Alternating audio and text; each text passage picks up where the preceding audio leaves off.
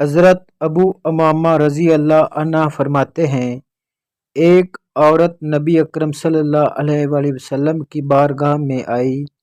اس کے ہمراہ اس کے 2 بچے بھی تھے۔ رسول اللہ صلی اللہ علیہ وآلہ وسلم نے اس عورت کو 3 کھجوریں عطا فرمائیں۔ اس خاتون نے دونوں بچوں کو ایک ایک کھجور دے دی۔ پھر ایک بچہ رویا تو اس نے تیسری کھجور بھی توڑ کر آدھی آدھی دونوں بچوں میں تقسیم کر دی اور خود کچھ نہ کھایا۔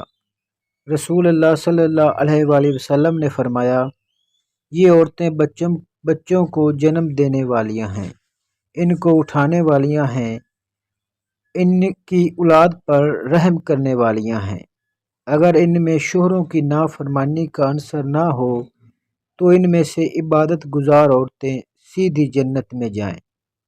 حضرت عبداللہ بن عمر رضی اللہ عنہما فرماتے ہیں کہ نبی اکرم صلی اللہ علیہ وآلہ وسلم نے ارشاد فرمایا، اللہ تعالیٰ اس عورت پر نگاہ رحمت نہیں فرماتا جو عورت اپنے شوہر کی شکر گزار نہیں ہوتی، کیونکہ عورت اپنے شوہر کے بغیر گزارا نہیں کر سکتی۔ حضرت اشعث بن قیس رضی اللہ عنہ فرماتے ہیں، میں حضرت عمر بن خطاب رضی اللہ عنہ کا مہمان بنا۔ آپ نے ایک رات اپنی بیوی کو مارنا شروع کر دیا۔ پھر آپ رضی اللہ عنہ نے مجھے آواز دی، اے اشعث! میں نے کہا لبیک۔ آپ رضی اللہ عنہ نے فرمایا، میری 3 باتیں ہمیشہ یاد رکھنا، یہ میں نے رسول اللہ صلی اللہ علیہ وآلہ وسلم سے یاد کی ہیں۔